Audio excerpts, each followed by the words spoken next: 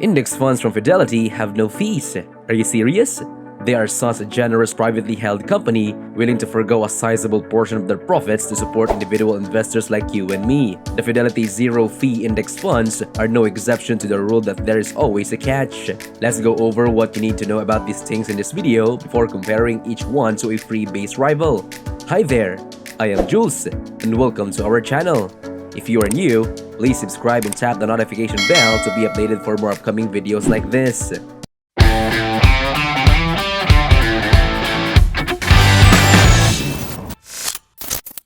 And before we go any further, I should clarify that in no way mean to imply that if you already own these index funds, you should sell them.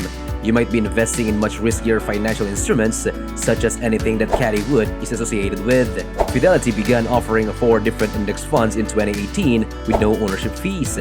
These 4 funds are International Index Fund, a Large Cap Fund, a Total US Market Fund, and an Extended Market Fund. Since they already provide the S&P 500, Total US Market, Extended Market, and International Index funds that you must pay to own, this seems like a strange thing to do. Yes, the costs associated with these funds are already very low. However, they are in direct competition with themselves by providing these funds with no fees. I can assure you that they are not acting this way out of kindness. To figure out why they are doing this, we just need to follow the money, not the money they don't make from these funds, but the money they might be able to make in other parts of their business if they offer these funds with no fees. You could say that these funds are a loss leader for Fidelity, like how Costco loses $30 million to $40 million annually by selling its rotisserie chickens at a loss. In this case, Fidelity and Costco want to bring you into their ecosystem so they can sell you more profitable goods and services. You are more likely to purchase additional items if you have already entered Costco to purchase your unhealthy, corn-fed, GMO rotisserie chicken. When you're looking for financial advisor, an annuity, life insurance, or more expensive funds, if you already invest in Fidelity zero-fee funds, you are more likely to use them first. Of course, not every customer will find success with this. However, a success rate of 100% is not necessary for the loss leader business model. They only require a small percentage of consumers to purchase their pricier goods and services. Once Fidelity has in your door and you're investing in their funds, they further entrap you under their protection by charging you a fee if you decide to switch another investment platform. There's no other platform where these Fidelity zero-fee funds can purchase or transferred. They are only available on their investing platform. You can move your other fee-based index funds from Fidelity to any other platform such as Vanguard, Charles Schwab, or any of the others. No matter where you go or which fund you choose to move, they'll almost always comes with a transfer fee. If you want to transfer your investment out of these zero-fee funds, you must sell them, which may subject you to capital gains taxes if they are kept in taxable investment accounts. Even though it might not seem important to you right now, if you end up disliking Fidelity at some point in the future, you're screwed. Before I tell you the biggest issue with these zero-fee funds, please give a thumbs up if you are enjoying this video so far. And also, watch until the end to know which investment vehicle is the best for you. Also, do you want your comments to be highlighted? Try our super thanks and your comments will be highlighted in this video, or join our membership program. Now, let's get back to the topic. Because of how successful they have been over the years, these large investment institutions now frequently use the term index fund. Many individuals now recognize the value of investing on index fund. However, not all index funds are created equal, and unless you know what to look for, it's not always clear. Technically, it would be possible to build your unique stock market index, and I could call it an index fund if you wanted to make fund that follows your index. The issue is that you are probably an unknown individual with an unproven process and an unproven past. The financial index provider, the index fund, and the investor all need to have a certain level of trust for the entire process to work. Both my fund and the potential investors with my fund must have some level of confidence in your index and procedure for my fund to attract your index. Index fund producers like Fidelity, Vanguard, and Charles Schwab pay a licensing fee to several different well-known and reputable financial index providers to create their fee-based index fund. The Fidelity zero-fee index fund are very different from other index funds in that they don't want to have to pay the licensing fee to these reputable index providers because they need to make savings to operate their funds more affordably. because they'll try to save money wherever they can if they're still doing a lot of work and you're not paying them to do it. To be able to call themselves an index fund, they must still follow some sort of index.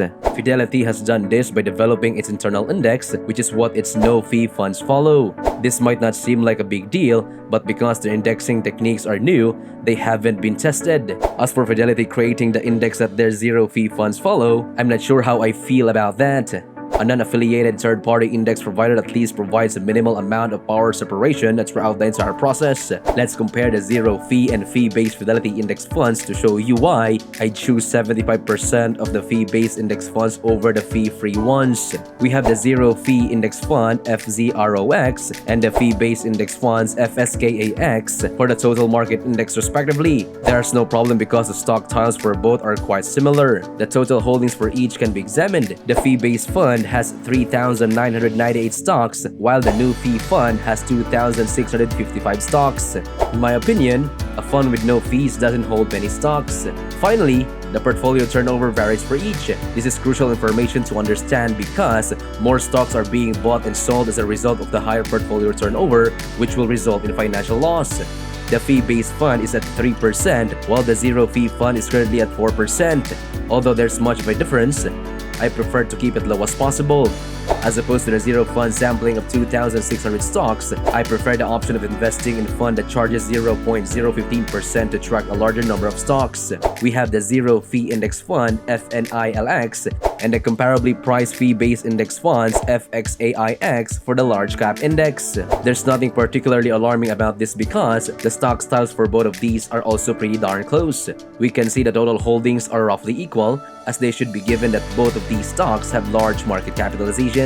The Fidelity S&P 500 index funds portfolio turnover is 2%, while the zero fees large cap funds turnover is 5%. I decide to invest the additional 0.015% to own the genuine S&P 500 index fund.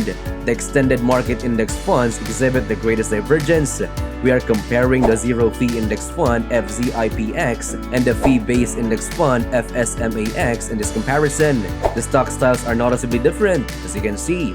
With a focus on growth, the stock style for FSMAX is more than a mild and small cap range. FZIPX invests more in small cap stock with a value orientation. The sector breakdown for the fee-based fund shows that more money is invested in technology, whereas the zero-fee fund invests more in every other sector but technology. Again, the fee-based fund has 3,703 more stocks than the zero fund, which I like, but the zero-fee fund has only 2,143 stocks, which are 18% for the fee-based fund and 25% for the zero funds. Make me sick just by looking at them. The International Index Fund, FZILX, is our final no-fee fund. We would like to contrast it with the fee-based Global Index Fund, FSPSX. Both stock styles are essentially the same. Their combined sector exposures are all over the map. The fee-based fund only holds 832 stocks compared to the zero fund's 2,377 stocks. Because it covers both developed and emerging markets, the zero-fee funds holds more stocks than the fee-based fund, which only invests in developed markets and excludes stocks from emerging markets. Unbelievably, I prefer developed and emerging stocks to get more diverse exposure, so I kinda prefer the zero-fee international index fund a little bit more. The 8% turnover ratio and the fact that holding these zero funds effectively locks you into the Fidelity ecosystem are the only things I don't like about it. Now, have you realized the big catch with Fidelity Index Funds zero-fee funds? Please comment your thoughts below. Thanks for watching. Please subscribe, like, and share this video. If you are serious about investing in index funds, then find out the best index fund by watching this video. So click and watch the next video here.